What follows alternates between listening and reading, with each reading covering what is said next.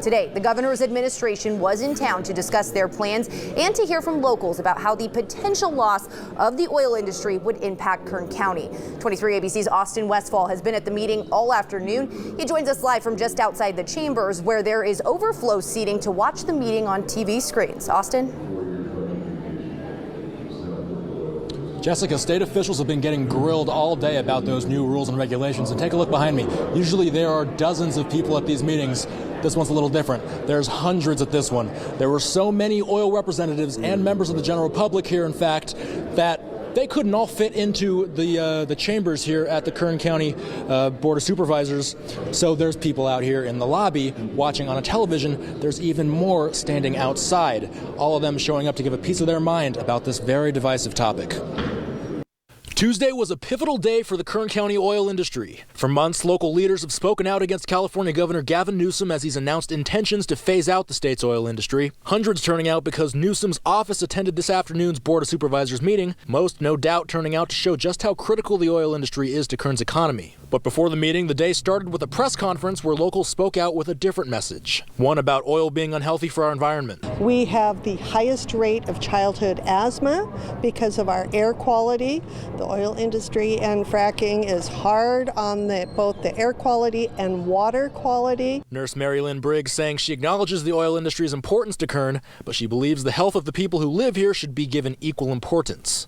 After the press conference, it was time to head into the Board of Supervisors meeting, which was so packed that there were overflow crowds. There was also no shortage of people stepping up to the podium in defense of the oil industry. We shouldn't be talking about getting off of Kern County oil.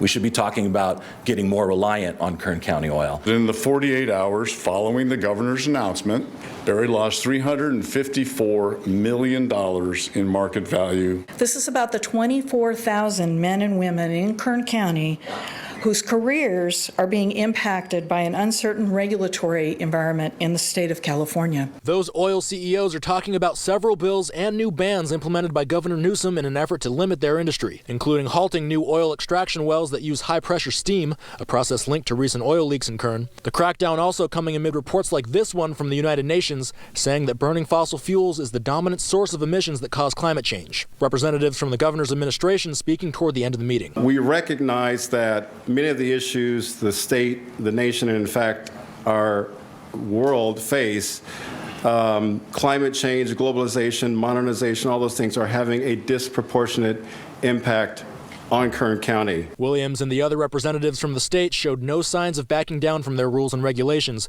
but they will be taking everything they heard today and relaying it back to Sacramento.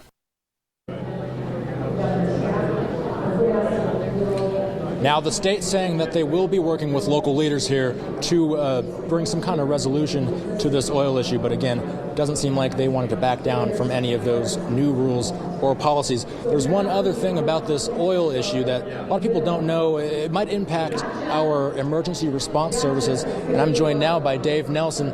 Dave is the president of the Kern Firefighters Association. Dave, how are you doing? Not bad. And yourself? You know, it's been a long meeting. We're going on 3 hours now. Can you tell us about how the loss of the oil industry might impact our emergency response services?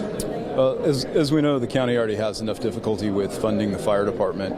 And when we look at the economic impact that is related to property taxes, losses of jobs, it's further going to impact the revenue streams that the fire department has to provide those services. And if action isn't taken quickly enough, there could be service level impacts related to it. And have you heard anything today that might help or hurt this cause? Well, we've been working on this issue for the last 12 months. You know, our Keeping California campaign has been very powerful in getting the individuals out here.